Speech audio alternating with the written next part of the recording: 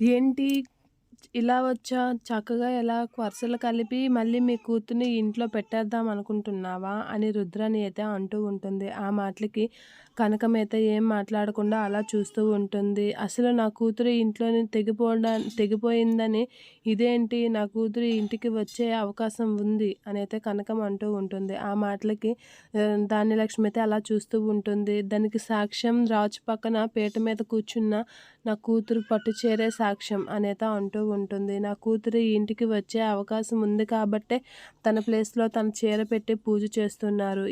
ఇంకో విషయం చెప్పనా? నా కూతురు చేసిన ఈ వినాయకుడిని మీ ఇంటికి వచ్చింది నా కూతురు చేతుల మీదుగా చేసిన ఈ వినాయకుడు మీ ఇంటికి చేరాడు అంటే దాని అర్థం నా కూతురు ఇంటికి వచ్చే అవకాశం ఉందనే కదా! నా కూతురు చేతుల మీదుగా చేసిన వినాయకుడు ఇంటికి చేరాడు. నా కూతురు చీరతో ఆ వినాయకుని పూజ జరుగుతుంది. ఇంకేం కావాలి? నా కూతురు ఇంటికి రాదనే నమ్మకం ఉంది కదా నాకు అనేతో అంటూ ఉంటుంది. ఆ మాటలకి రాజు అయితే షాక్ అవుతూ ఉంటాడు. ఏంటి ఇది కళావతి చేసిన వినాయకుడా? అనైతే షాక్ అవుతూ ఉంటాడు. ఇక కనకమైతే అల్లుడు గారికి కూతురు మీద ప్రేమ ఉందో లేదో నాకు తెలీదు. కానీ తన మీద అయితే చాలా అభిమానం ఉంది. నాకు ఆ విషయం మొన్నే అర్థమైంది. కానీ తను వ్యక్తపరచడమే రాంగ్ పద్ధతిలో ఇచ్చేస్తున్నాడు. అది కొద్ది రోజుల్లో సద్దుమణుగు అయిపోతుంది. నీలాంటి వాళ్ళకి సమాధానం చెప్పాల్సినంత అవసరం లేదు.